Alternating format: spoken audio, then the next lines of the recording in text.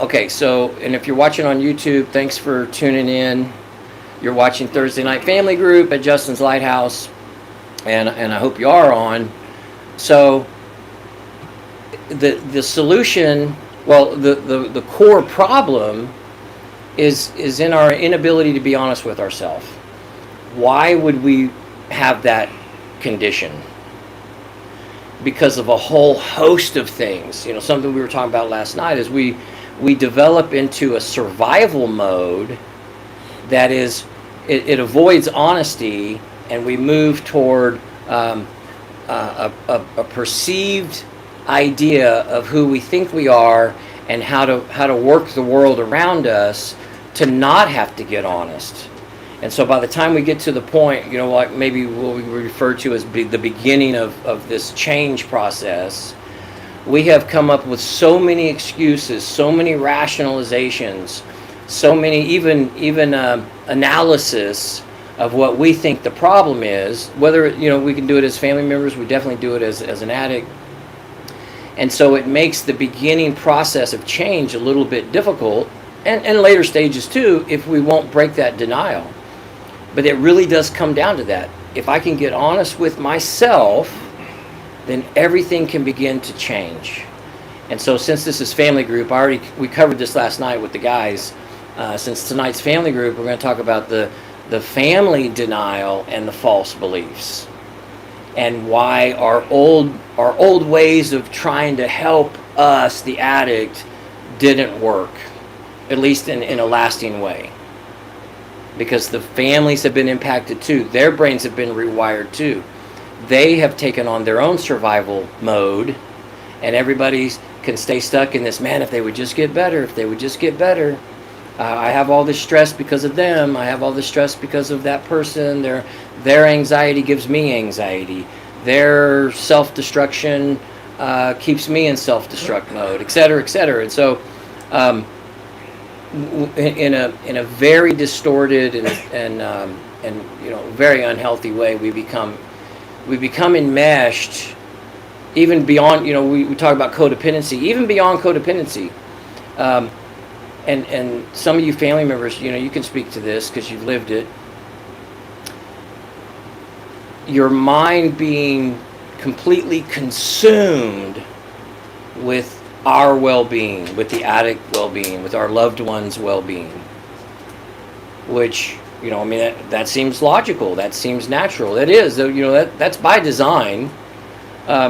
We should have that instinct, but waiting for us to get better isn't healthy. And trying the same things over and over, but with different colors and different places and different styles, different techniques, will never get us there. And so this is really about recognizing that. What are those things that we have been doing? And as family members, we want to get honest with ourselves about that. And what are the things that actually work? And here's the thing, is the things that actually work take time and space. And we'll spend some time on that when I get to the solution. Time and space. Well, if this whole journey has been about quick fixes, time and space is like, no. And so we will jump around and repeat the same thing. But starting with addiction as a family disease. Now, does that mean that the addict can't get better without the family dynamic? No. The addict, alcoholic, can absolutely get better without family support. And it's a lot harder. It's not an either or. When the families are involved, and what you end up with is if the addict, alcoholic sticks it out, if the patient will stick it out in their own individual recovery journey, what happens is now you've got a really healthy, well-rounded person in the family, and everyone else is still reeling in their own junk or the wreckage that was left behind from the addiction process. So that's why, you know, when families are part of the recovery process, then when the addict gets better, everybody else is getting better too. You know, new perspectives, new sense of themselves, and everything changes. You know, you hear people. I don't know. Probably get this in Al-Anon meetings too. But I know in a lot of AA meetings, you hear guys say, I'm a grateful alcoholic when they're introducing themselves. I'm a grateful addict. I'm a grateful alcoholic. It's the same principle or the same idea of being grateful for difficulties, because you recognize that if you hadn't had that adversity, you wouldn't have, or God wouldn't have shaped some certain things out in you that you now can enjoy. So we were talking about this last night, where nobody grows when times are good. I'm not saying we want to repeat them. Nobody wants to go back and relive some of the disastrous periods of our life, but identifying them for what they are, their opportunities, if we'll accept it. And in order to do that, we've got to be willing to get honest with ourselves. If I can get honest with myself, everything will change. I don't know how. I don't need to know how. I don't have to know how long. We don't need any other information than that, when we're beginning this journey, other than getting honest with myself, about my perspectives, my way of doing things, what is really working, what I wish would work but has never worked, what I keep repeating over and over and over, hoping this time will be different. And when we get honest with ourselves about it, we change. We start making little changes. And you'll know that you're making right changes because they're the ones you don't want to be doing. Right? Same thing with families. Nobody wants to tell their family member no, but like you guys have heard me say a million times, if we've said yes 10,000 times, we got to say no 20,000 times. And no, that just means not necessarily literally, but yeah, that does apply too. But no is just, as a family member, setting in your mind, we're not willing to continue in this dynamic. Sorry, Miles. I don't know what this is. Okay, you know where the volume is? Okay. Okay, so I guess you figured it out. Okay, cool. So it's like a 3-second delay in case anybody cusses or something. Yeah, cool. Just like a TV show. I'll try not I never fell. I always do that right when you're in the middle of something. Sorry. We're still working out the kinks. No problem. Now we know. Now we know. Okay, so I did lose my train of thought, but we'll just pick it back up. That's why I need the board. If I could, I could memorize this stuff all day long and stand up here and talk, but I don't know how you guys operate, but I always need a to-do list. I always need something other than my own brain to keep track of the things I'm supposed to be doing. I'll bet you keep a to-do list. It's you don't have to be a natural analytical to keep a running list. I actually got that from my mom because she was master problem solver, and I'll bet you're a list keeper. Which is awesome. And I even still prefer pen and paper. I do have a notepad on my phone, but I prefer pen and paper. Okay. Bad behavior is the primary symptom. I already talked about that. Let's get into false belief number 1. And I've just kind of labeled them that. I don't think there's like a chart or anything. False belief number 1 that blocks recovery. If our addict would just get better, then we'd all be okay. Now, that's a good reflection question. Think about that. How long have we thought that? How long have we maybe even expressed that, even said it among our relationships, with other family members? Man, if they would just, if only. It's very interesting because you see very similar traits with the family dynamic as the addict or alcoholic is dealing with, or the patient is dealing with. And you guys probably got sick of it because I really drove it home last night. The patient, we have unbelievable if-onlys. The woulda, coulda, shouldas. If only this other thing, then I would blank. If only this other blank, then I would be blank. Or then I would be okay.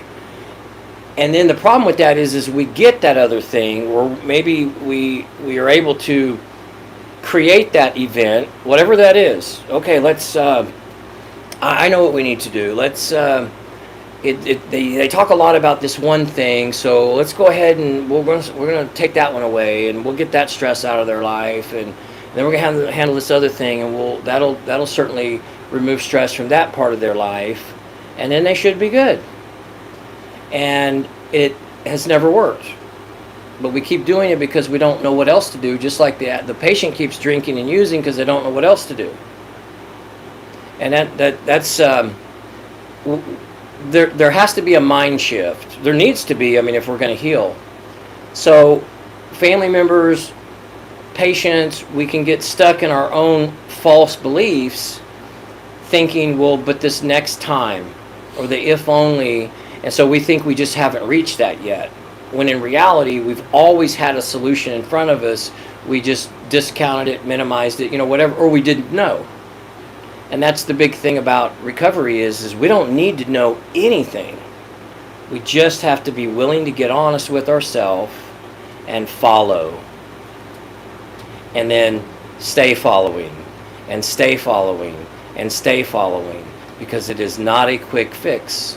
If somebody in our family had, I don't know, let's say leukemia, or maybe cancer, or some dramatic event in their life, I don't think any of us, when we first learn of this, in the early stages of this new news, I don't think we might think it, probably wouldn't get to the point of expressing it, where we're like, okay, well, how quick can we get this done?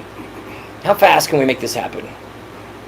Because you're giving this new news the value that it deserves.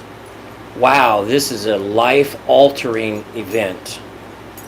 And so we need to be humble about it. We need to be willing to educate ourselves about it. We need to be willing to follow the people that God puts in front of us, no matter what. And why would we do that? Because we want to live. But when it comes to alcohol, drugs, any of these compulsions, we really don't think that it will happen to us. Well, overdoses, 120,000, and alcohol deaths don't get talked about enough. Meth deaths don't get talked about. But like we talk about all the time, it doesn't matter the drug of choice. The behavior alone, we could, just in our chaos, we just step out in front of a bus. A lot of people die because of their addiction that's not even related to the using part of it, because of the chaos we start living in. So when we get really honest about we're dealing with a terminal condition that is treatable and can maintain remission for the rest of our lives, but we have to follow. And so that might be one of the biggest shifts in our thinking that as a family member we have to make. This is not an event. This is not a thing to do. This is not, the next semester of class to knock out. This is not the next job interview. This is not that thing. It is a process. The definition of process is a series of actions. A series of actions. Well, we've already been in a process as a family, but our series of actions are unwittingly causing a repeat of the cycle. We just keep repeating and repeating and repeating and repeating, hoping, well, maybe this another external thing will get it done. And I'll save the rest of it for when we get to the solution. So when we, it starts with that mindset. We're going to die, and I'm going to take it that seriously. I'm going to treat it as that. I don't need to understand the whys. I don't even need to fully believe it, but I'm going to start, as a family member, I'm going to start operating that way. My loved one is going to die. My family did the same thing. We're the family that said, oh, that'll never happen to us. That's nonsense. Oh, hey, did you hear about Bobby? Yeah, he OD'd last week. Oh, did you hear about Susan? Yeah, she OD'd. And then, the addict just keeps using. It's not going to happen to me. And then it happened. Not to me personally, but happened to our family. And I'll save my personal testimony for later, but even in that, I recognize just how sick I was at that time too, because I just, oh, okay, well, that won't happen to me. It does. Why wouldn't it happen to me? What's so special about me? Well, that's part of these characteristics that I'm going to get into. So let me finish false belief number 2, and we'll jump right into these traits. The false belief number 2 is our situation is unique, and we require a special solution, like I was just describing. Well, that won't happen to us. I just need to get back to work. That won't happen to us. I just need to get a different apartment in a better neighborhood. I just need to get the car fixed. I just need to get my wife off my back. I just need, we'll recognize that thinking. This is the getting honest with ourselves part. That thinking is automatic. We go straight to something external. It's a feelings disease. We're reacting to emotion. It feels uncomfortable, and something that will bring the family instant gratification, the patient instant gratification, is let's do something that everybody feels better about. Remember, it's not about the thing, because the thing is always logical, makes perfect sense, of course, and what a blessing to be in a position to be able to do that for our loved one. But it wouldn't help a cancer patient. It wouldn't help a leukemia patient. It will not help an addict. It will not work. We got to completely change our thinking. That's why it's a false belief. So let's look at what we're actually dealing with. And I think the whole board's visible, but just in case. Okay, so let's look at the traits. Let's just shatter this idea that our family situation is unique. All addicts possess these traits. And it's not all of them, but I put enough on there that, even if you're kind of thinking with a little bit of denial, one of them, or probably 5 of them, will at least jump out at you. All addicts are self-centered.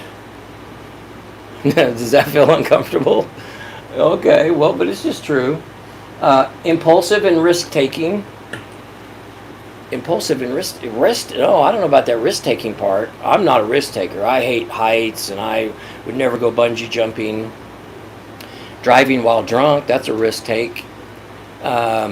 Using narcotic substances that we haven't been prescribed and under the direct care of a physician, that's risk taking, etc., etc., etc.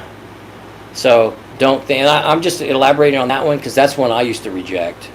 I'm not a risk taker. I'm scared of, whatever, adrenaline sports. I'm scared of, but what is that? That's our defense mechanism. We want to rationalize the things that don't apply and why. But if we're going to be honest with ourselves, then we got to go, okay, I don't think that one applies, but what do I know? Because my best thinking gets me into divorce court, repossessions, homeless, bankrupt, whatever. That's my best thinking. So what do I know applies or doesn't apply? Secrecy, blame shifting, self-medicating, underlying emotional issues. How many times have, the patients in the room, or maybe the family members, how many times have you heard, no, I'm just having a little fun. I'm just having fun. I'm just experimenting. It was just a party. It was just a thing. It was just a phase. Because we don't want to address the idea that we have some underlying emotional issues. I don't understand what you're talking about. I don't think that's true. No, I'm fine. It's not normal to want to be drunk. It's not normal to want to be high. There's obviously something underneath that, and of course now we know with all of the science, it absolutely is self-medicating underlying emotional issues. We lack vulnerability. We minimize the seriousness of our situations. We have the uniqueness. I'm not like the others. As a family member, that's a good reflection question. Where might some of my unique thinking lie? We're absolutely feelings driven, high talent, underachievement. which this one in particular is a huge source of shame. I haven't met, I don't want to say like a dumb addict yet, but like the Big Book talked about, even well, no, let me tell you another saying that I've heard. I've heard a lot of like sponsor old timer guys say, I've never met anybody too dumb for this program, but I've met a few people that were too smart. And what they're talking about is this uniqueness. They're not really too smart. They just think they are. And so we get stuck in that thinking, well, I'm not like the others. Our situation is different. And I'm gonna address that in a minute. That's why, and if you do think that, well, but it's not. Every addict possesses these traits. We'll pick it up with lacks boundaries, manipulates to get what they want, and use anger and pity as a tool to get what they want. Right? Anger and pity. The world is out to get me. I'm a victim. Things aren't working out. I'm the only one that ever does any work there. I had no choice but to quit. They were being mean. The boss didn't know what he was doing. It just goes on and on and on. That's we learned a long time ago. And then this is the crazy part, is the addict couldn't articulate any of that. That's why when you say, I think you're playing the victim right now, they go, no, I'm not. They really don't see it. That's how powerful denial is. So it can take time to break this stuff down. That's why quick fixes aren't possible. That's why, you guys have heard me talk about it, ad nauseum. Quick fixes, short term, next thing, hurry, hurry, hurry. It doesn't work. It's never going to work. But if we'll accept a process, then everything can change. So the only difference. Let me see. I lost my spot. Okay, I'm going to jump around on this one. The only differences that could fall under, well, we think our situation is unique, is the only difference is the degree to which families will participate in the process. For the patient, there can be varying degrees of presenting these traits, but it doesn't really matter. Like one person, well, to get what they want or to avoid, might yell and scream and punch holes in walls and run away and do things like that. Another person might just be very quiet and disappear. But it's the exact same thing that's happening, which means the solution is the same for both. That's what's important to understand. The solution is the same. What we're seeing externally, whatever the bad behavior, the avoidance behavior, the angry behavior, all of that is just manipulation. Some of us just get better at it than others. Some of us will take it to a level that not a lot of others would take it to, but it's the same thing that's happening. And that, we break that down. There's probably some very specific reasons for that. Because a person who, well, let me back up for a second. In the dynamic, remember, survival mode for the patient started a long time ago, long before drinking and using. And you have to watch the trauma stuff to understand that one. But so we develop a way to interact with the world, with our family, and that is to present a particular character, or present a specific personality type. Right? I'm going to present to you what I want you to think about me. And so if I'm at work, I want everybody to think that I'm the smartest one there, and I've got it all together, and I don't have any problems, and I know everything, and I'm just a pretty good person. Which we can have some of those characteristics, but to the patient, we're using them to not be who we really are, because we don't know how to be who we really are. Families, we can do the same thing and not realize it. That's the kicker. We got to come to understand these things. So let me back up here.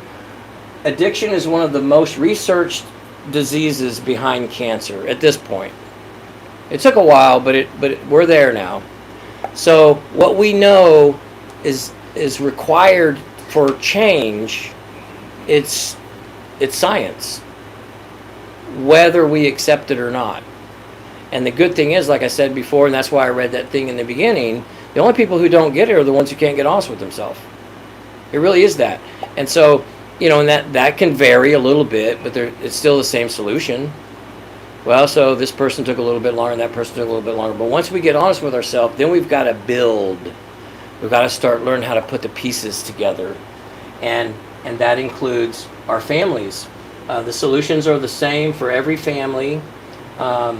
Recovery, like in cases, and you guys have, like everybody in this room, you reached that point a long time ago where when you began to do things differently, once the families begin to do something differently, the patient runs out of options. Right? We don't have anything else to do. But as long as the patient has one opening, like there's one sofa I could go sleep on, there's one place I could get some Snapple orange juice, or do they even make orange juice? I don't know. If there's one place I can go, I will use that to not change. But when all that's done, the addict has no chance to do anything else but change. And that's why a lot of us, we begin this process very reluctant, and we're mad, and we're angry, and we're resentful, because it's new. We're not, that's kind of a no. That's a no moment. We're not used to hearing no. We're not used to not getting what we want when we want it. And that can be very, very confusing. But that's why it's so important to understand and recognize, even in the height of those emotional experiences that our families have with us, there is a solution. We got to recognize those are just symptoms. When I'm jumping up and down and I'm screaming and I'm yelling and I'm saying nobody understands me, and y'all don't love me, and you would do this if you did love me, and we're threatening and we're manipulating and we're doing all this stuff, it's the same solution. We all do it to a varying degree, right? That's the traits. I had them too. And the solution is the same. So understanding that, I know that is. I mean, gosh, I think we have a whole chapter in one of the ebooks we've been working on that we call them the pain points of the family. I know those experiences are horrifying, and then depending on whatever that family member has already been dealing with, maybe there's already been a lot of thoughts of guilt and self-blame and their own shame and regret and all that stuff. We talk about that a lot. Well, there was that one thing that happened when they were 10, and if I'd have done something different then, we would have avoided all this stuff, and it's not healthy thinking. There could be some truth in that, and those are important things to look at and bring to the table while we're trying to solve these problems. But it's not healthy if we zero in on parts of our wreckage from the past, which might not even be wreckage, it's just a life experience, and wish it was different.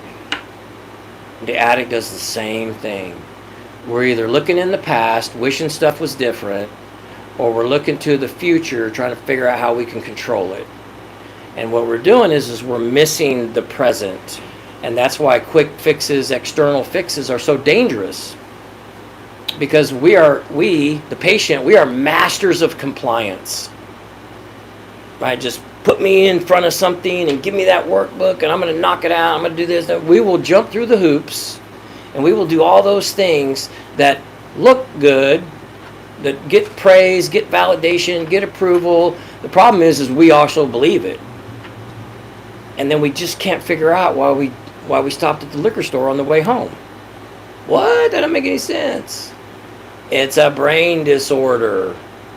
We have the distorted, dysfunctional brain. And now that doesn't mean we're off the hook for anything. In fact, the solution involves addressing both of those issues. We have to learn how to be accountable. We have to learn how to start taking responsibility for ourselves. But that can't begin until our families begin to make changes in the way they respond to us. And, even if that comes with a lot of temper tantrums and all that stuff, we are talking about survival. We're talking about actual survival, right? If we really want to save their life.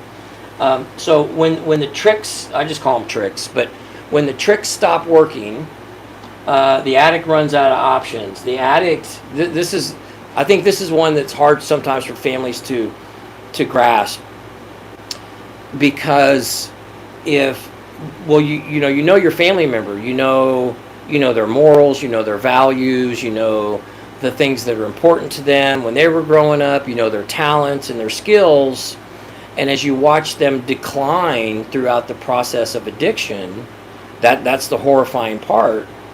And it's easy to get maybe tripped up by that, because we're thinking something isn't right here. They would never allow themselves to sleep in the back seat of an abandoned car. And so then when it happens, there's more confusion.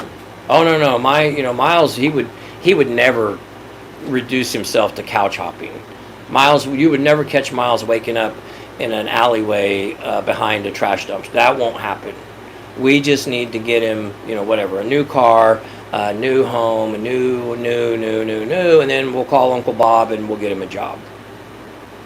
And then, of course, it doesn't work.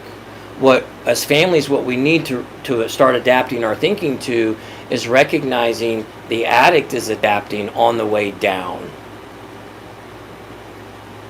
It's survival. You all remember the video we watched last week. The drug, and it's not just the drug, but anything that brings relief, anything that will help us to avoid responsibility is in the number one spot. And it makes no sense to a rational brain, but it's exactly what's happening. So we don't need to agree with it. We don't even need to fully understand it. We just have to know that is it. We need to recognize it. Okay, well, wow, that doesn't make any sense. But what do we do? And then follow that. And so look at this here. Here, the addict is adapting to a lower quality of life to survive, whatever that might look like. There could be varying degrees of that. One guy ends up homeless, and another guy ends up sleeping at a different friend's house every night. One guy sleeps in the back seat of his car. One guy, it's the same thing that's happening, because the patient has adapted to a lower quality of life that is horrifying for the family to watch.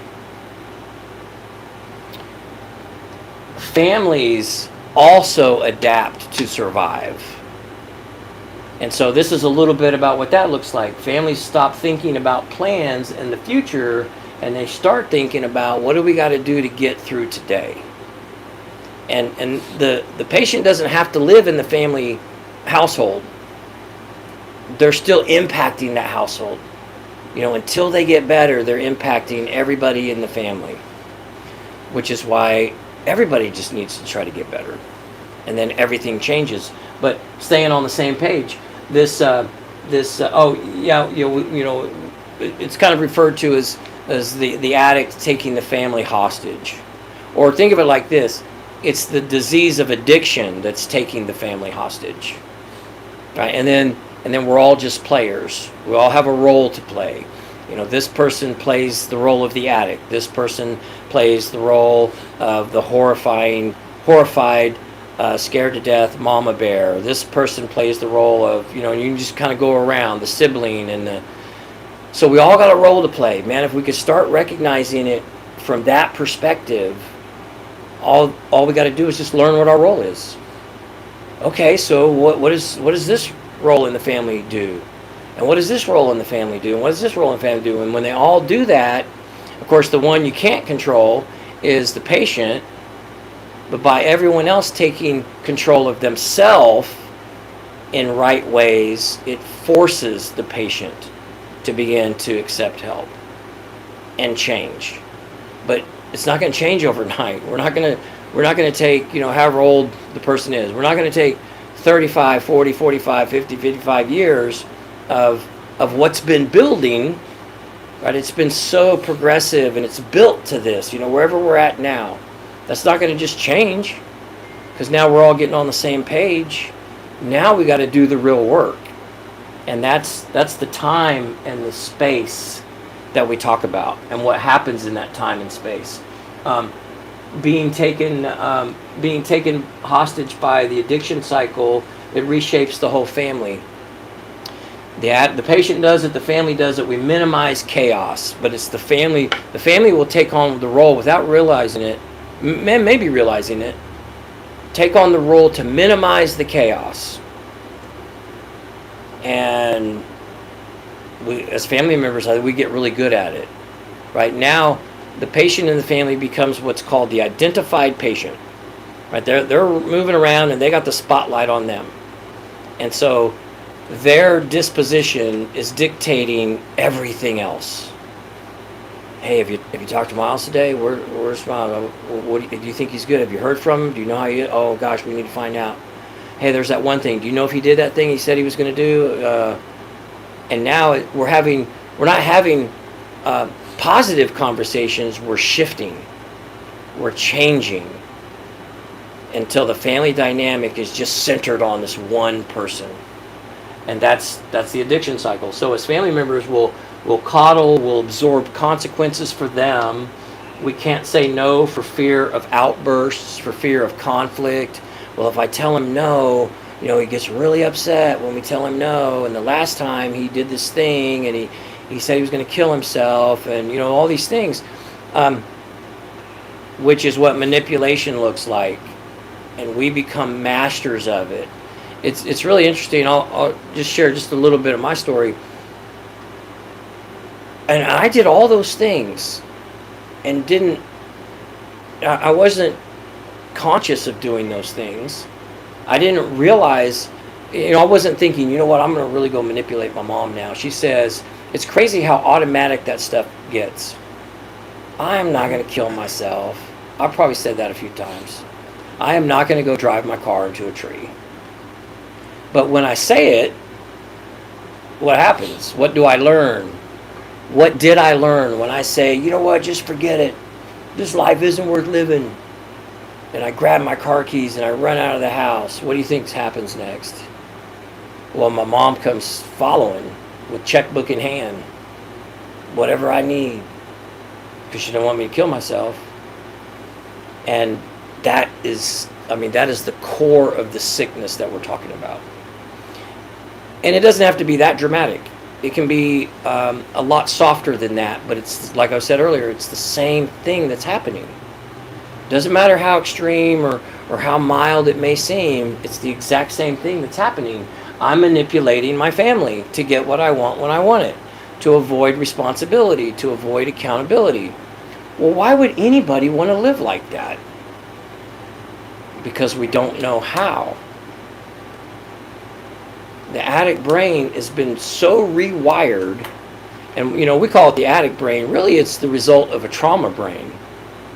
And you guys have done enough trauma. That doesn't mean we've had some, traumatic brain injury.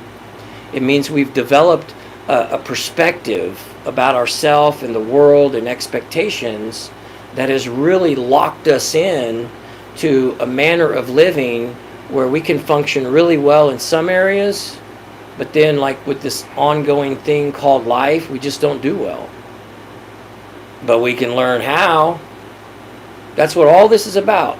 Whatever it is, however dramatic it seems, we can learn how. But we got to be willing to learn how. We got to be on the same page.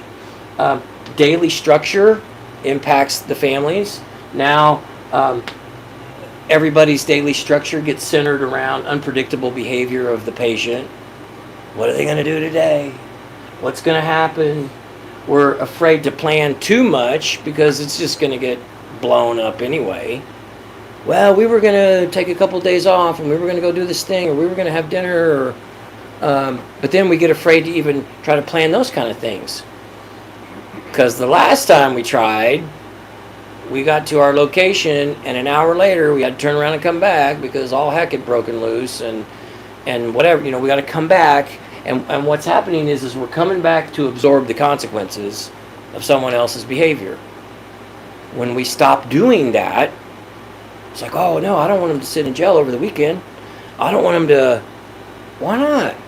That's what needs to happen. And I know that sounds rough, but I'm coming from a perspective where, again, you guys, maybe not everybody watching, but I say this a lot because it's so significant. My mom spent let me think about this, spent the last 15 years of her life after my little brother had died saying, I wish I hadn't done so much. She was recognizing that exactly what we're talking about. And that's tough. That's hard to own. That's hard to admit. But it's just being human. It doesn't mean anything. Nothing's wrong. We didn't screw the whole thing up. It's not our fault any more than we would take responsibility for cancer. But because bad behavior is the primary symptom of addiction and the addiction cycle, it's easy to kind of teeter back and forth. Like, well, maybe I need to do something different, or I should have done. You can't do that. We just need to learn what to stop doing so much of.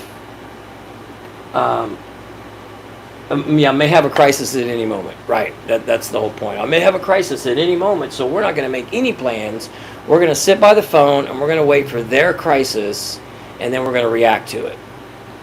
And that seems, maybe not literally, but maybe for some people it is literal. You realize that you haven't done anything that you enjoy lately because you're so afraid to even start. You're walking around, you got all your notifications turned on, and you got your volume at high because you don't want to miss that call. Different. Well, I'll tell you what would happen. Something different. But if we do the same thing, if we respond to them in the same way, we're going to get the same thing. Whatever that looks like. You can, nothing changes if nothing changes. That's why in recovery we get all these really cool sayings. They're there for a reason. Nothing changes if nothing changes, but we're waiting for them to change. Quit waiting for them to change. As families, we got to do it. And then the energy and the attention. And I think this is probably the most devastating. Because most of our bandwidth, as a family member, most of our bandwidth goes towards the patient, our loved one. Well, recognize, reality is those are God-given nurturing desires. Of course we want to help them and support them and walk with them through their life struggles and offer guidance and advice and hugs and whatever. There's actually a way to do that in healthy ways where we don't cross that line. But as family members, we have to learn what they are, because we're going to cross the line. We're going to go all in. We're going to go overboard. Why? Because it helps us feel better. It helps the family member feel better. And that, when we talk about codependency, that's the self-focus. Remember the definition of codependency, or at least one of the descriptions is deriving your own sense of self through the success of another or the disposition of another. So if they're not in a good place in codependency, we will take on the responsibility to get them in a better place so we don't feel bad. But we will call it, and this is one of those maybe getting honest with yourself moments. We will say, no, I did it for them. And that's where we can kind of step over that boundary. I'm in no way saying families are responsible for addiction. They're not. But we can inadvertently keep the cycle going. Knowing where that line is. Like, yes, I will absolutely get you some food today. Or whatever that might be. What I'm not going to do is I'm not going to give you cash. What I'm not going to do is let you hang out and bring all your aura with you. You can go get it yourself. You can, when we start doing these little bitty changes that don't seem like much, they're everything. And of course they wouldn't seem like much to the family members, but as family members, what do we know? If we knew the solution, we would have already fixed it. So we got to learn. Stress becomes the baseline. I know that I'm not telling you guys anything you haven't already lived out. right? Even as the patient, it's all the same, not all the same, but many of the same characteristics. Stress is our baseline. So, well, let me back up to specific to the family. Always expecting a fire to put out, anticipating the next fire, which can often lead to overthinking. Remember the energy, remember the bandwidth. That's a good example of that, as we're just expending way too much energy towards a subject that doesn't warrant that energy. And that's what trauma looks like. That is a trauma response. That is having a history of repeating this cycle and going into your own survival mode and trying to minimize that as best you can. So it seems like a really good idea. Well, I'm just going to anticipate the next 6 crises, the next 6 emergencies, and I'll be ready. It gives, as a family member, it gives us a sense of control. Just like using gives the addict a sense of control. Relief gives us a sense of control.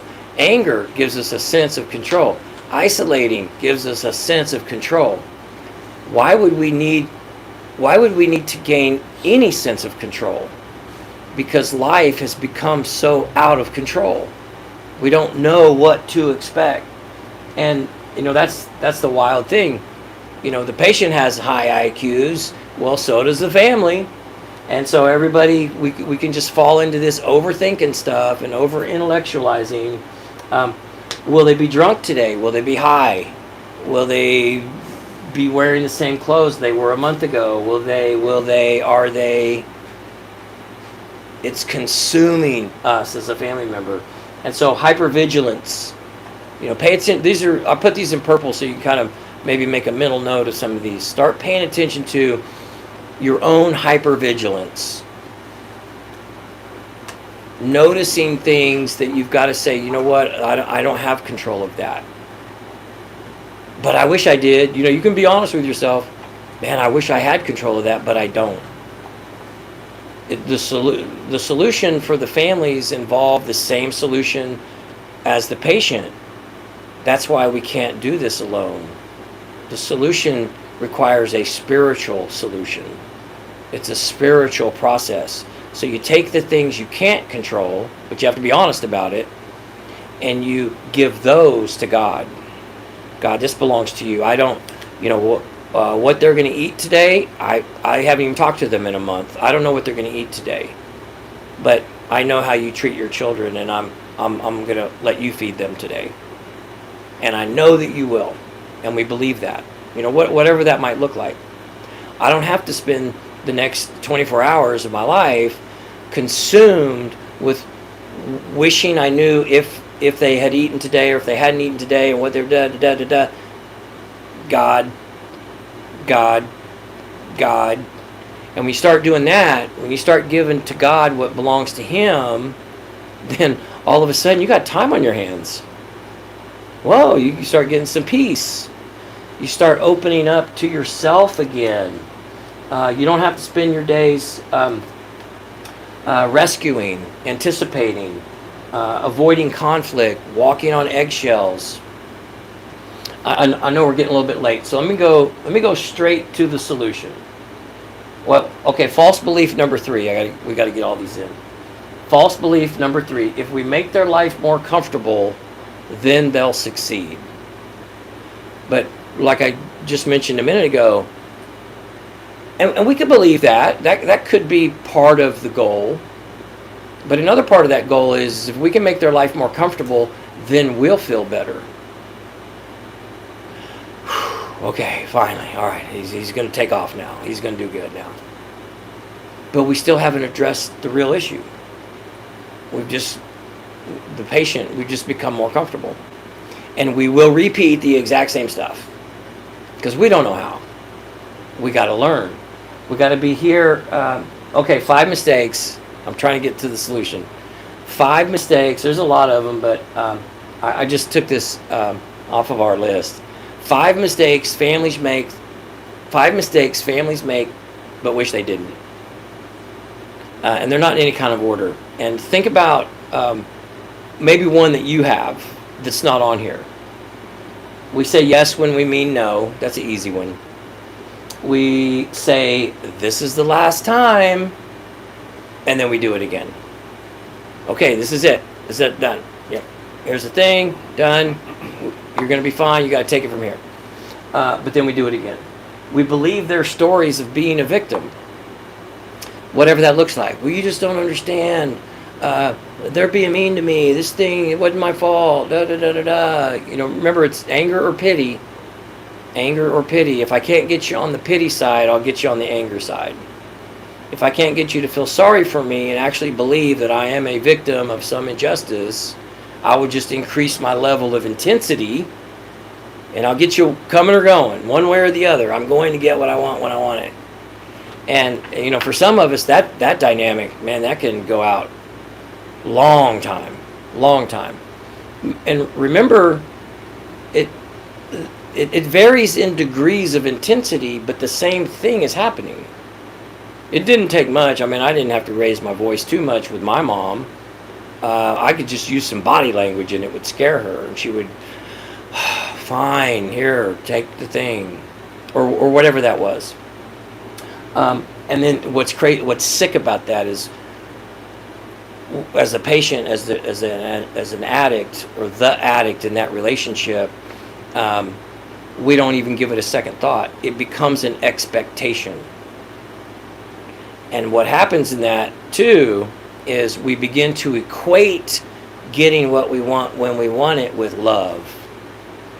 So when mom starts saying no, the addict feels, oh, they're not loving me. And that's why you can see so much resentment and bitterness and more anger. Because it's not really about the thing. And we'll test it too. Some of you guys know what I'm talking about. We'll test it too as the addict. We'll keep testing. No, test, more anger, test, no, more test. Until eventually, as family members, we tend to give in. No change can happen. Don't be afraid that of those fears. What are our fears? I didn't even put this on the board, but this is a good spot to talk about that. Why do we tend to give in? Or we should say, why have we tended to give in, right? I mean, I know the group in the room has crossed that line, but because we're afraid they're going to die. We're afraid that they'll end up homeless. We're afraid they're going to get into a huge car wreck. We're afraid they're going to get killed. They're going to get mugged. They're going to get, whatever. Grave harm is going to come to them. And so we will go ahead and give in, and they don't get better, they get worse. It's an unwittingly keep the cycle going. Well, that's the stuff. Remember the God solution. Okay, I don't know if they're going to die in a car wreck tonight or not. I just know that when I start doing the right thing as a family member, change begins. It rarely happens. I think that's why what my mom always said is so powerful. She wished she hadn't done so much. She wishes she had said no at just the right time. And the more it becomes empowering, because as family members, when we start saying no, I won't do this, but you can offer a solution. We won't do this, but we will do this.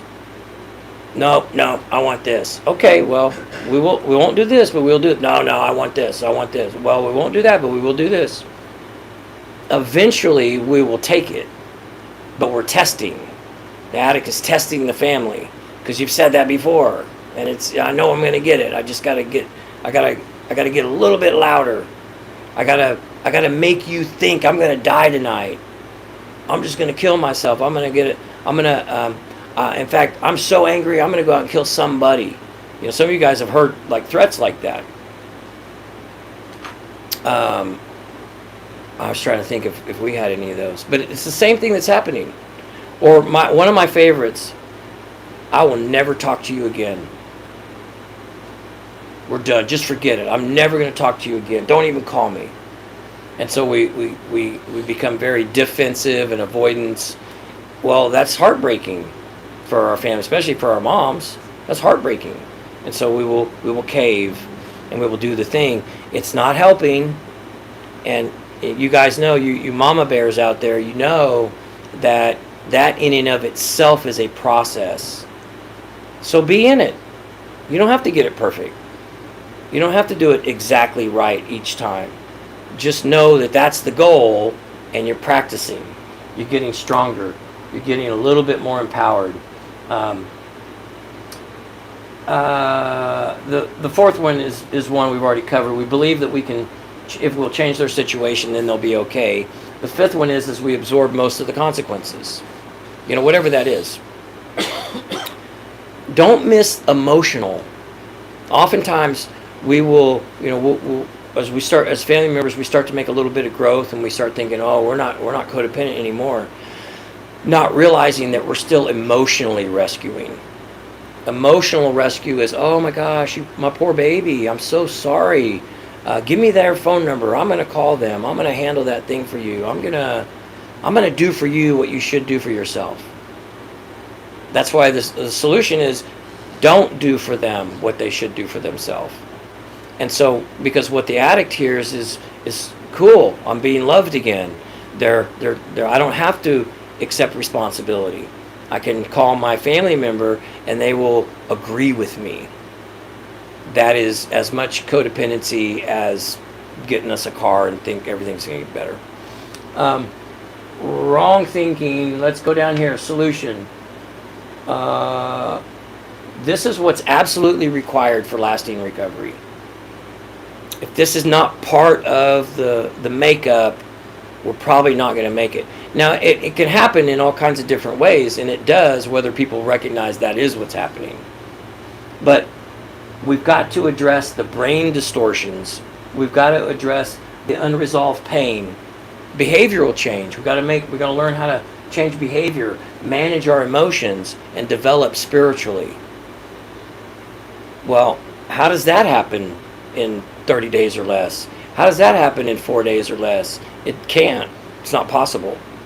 It cannot happen. So the next part is how? Through time and space. Time, we need time to resist. The patient needs time to resist. They're going to resist. They're going to reject. Because remember, they just spent, the first, 35 years of their life with things just kind of working out, and families carrying the load and having some successes and some achievements, and life's been good, and then it gets crazy, but we still get propped up, and now all of a sudden, oh my gosh, I got to grow up. I got to actually change some stuff. Of course we're going to resist, and even if it's just mentally. I was a big resistor. We all do it.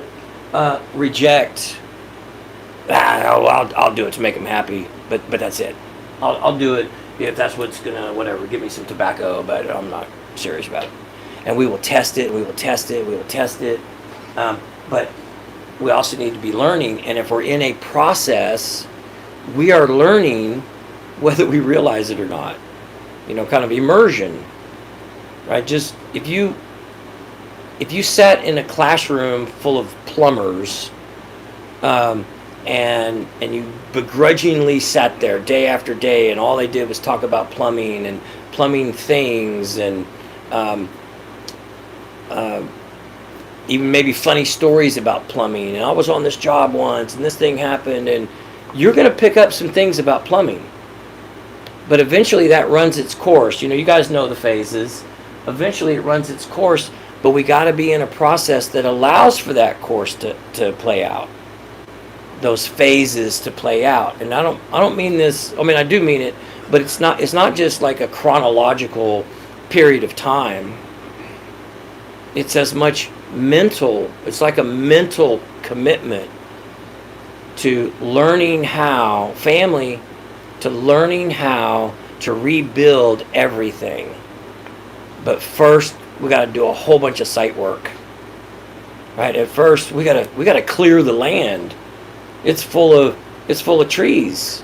We can't even begin to start surveying and building and siting, and That is literally the process of recovery. So we got to change our thinking, and then this time period needs to also include space, the space to feel safe, the space to slow down, to learn how to be consistent, to ask questions, and in that space we also need to hear no. We also need to not get everything we want when we want it. Not in a like a vindictive sort of way, just in a grown-up sort of way. You know, it's okay that we want this thing right now, but right now we're going to do this other thing. No, I need it now. I need it now. I need it now. I need it now. No, that's the addict brain talking. And so we need to have these kind of interactions in a safe space where we're still learning and we're still applying, whether we realize it or not. And then the third part, and this is as much about having a right perspective than anything. We have to treat this process as a process, a series of actions, but it's a series of very specific actions, not the same old actions, new actions, and every single one of them needs to be new. If we had the right series of actions before and they worked, we would already be in a different spot. And the addict has to come to that realization. The families have to come to that realization. Well, they don't have to, but if we all want to get synergized and grow, and we're not necessarily growing at same spots or same degrees,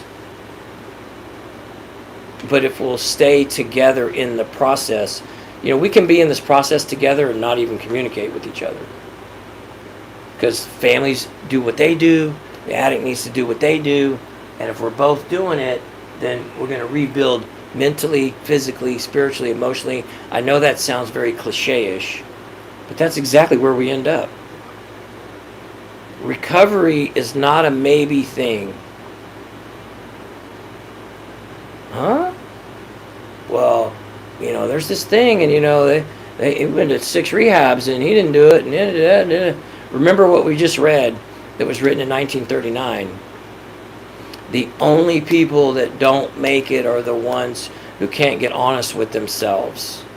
Even people with grave emotional and mental disorders do have the capacity to be honest with themselves. But we need time and we need space. And that can vary. You guys know my story. I spent 2 years of basically doing nothing but just recovery stuff. And I had a family that had learned some boundaries, and what a blessing to be able to not have to maybe work 50 hours a week and be able to make recovery a priority. Not everybody has that, it's not required, it's just a blessing. But whatever that's going to look like for your family, it requires time and space and a whole new perspective. And we don't figure it out. We just follow. We just got to get in the process and be willing to follow, and then everything changes. Tina, you want to address any comments? We don't have any comments, but they definitely were watching, and I Okay, just cool. kept communicating with them based on different things that you were saying. Okay, So cool. I definitely families took an interest. They started watching. Um, I'm proud of them Awesome. for doing that. Okay, well, and thanks for y'all putting up with me. I went over like 20 minutes. Okay, unless anybody wants to share anything, I'll cut y'all loose. I wanted to just share something real quick. Yeah. The families, I want to tell you guys, y'all should be really proud of yourself for, Yeah. coming to group and staying committed to this commitment that y'all made, when we first talked. We talked probably 4 weeks before your loved one came here, and y'all made that commitment that you were going to do what we suggested for y'all to do. And even though it was hard, y'all still did it. And, one of the moms, I remember, her son had left. And I said, you gotta keep saying no, you gotta keep saying no. And it was hard for her. She didn't want to have to do that. But she knew she had to do something different. And today he's here and he's getting better and better and better, and that's what it takes. It takes doing something different to get something different. And that's what I wanted to say to the families here. Thank you for taking this serious and having the commitment that you made. Yeah, that's awesome. You know what would be very therapeutic is to maybe write a letter to yourself. Maybe both of you guys write a letter to yourself. Actually, maybe everybody think about this as an assignment, like family members. Write a letter to yourself about the emotional and mental experience of the period where you finally reached where you went, okay, God, you take them, and the anxiety and I don't know how to articulate it because I've never had that experience. But don't hold it in. Talk about it with yourself. At the very least, talk about what you're thinking about to yourself. Revisit that period, whatever that period. You might have multiple periods. Well, there was this time where we were like, okay, we did what we needed to do. We did what someone else suggested that we do. That's the important thing. That could be very, very healing. Absolutely. I think it would be very healing for them. Yeah. It's. I want to minimize that one too. I shared with the guys last night the letter I wrote to my mom, Yeah. and just recently, like 6 months ago, and it was crazy. It just came out of the blue, and somebody that is important to me in my life, and he's been one of my mentors, and he just said, "Hey, I don't think you ever wrote a letter to your mom. I think it's time." And my first reaction was, "What? No, man, I've been doing this for so long. I'm good." He's like, "Write a letter to your mom."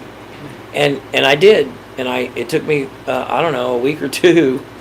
And I did it. And I understood what he was getting at. And I realized there was still some junk. There was still some unfinished things that I needed to look at and, apologize for and take ownership of. And that's hard to do. We don't want to do that. And that's what we're avoiding. That's why we as addicts, we use, we drink, we escape. It's all about the next 15 seconds of relief. So, I had just one more thing that Yeah. I wanted to say, and then we can end it with this. Yeah. I wanted to let anybody know who's listening or watching, if they need some assistance, to please call us, and we will help you. We've got some openings tomorrow for appointments. I have some openings open that came up, so if anybody needs help, just call 405-248-2124, and we're here to help you guys. I hope the mic picks you up. We got to start micing you. Yeah, or put it on the board. Yeah. One or the other. He can do that. I'll actually put it in the notes here. All right, let's pray. Okay, we'll close it out then. You got your eye on the X. And everybody on YouTube, thanks for watching.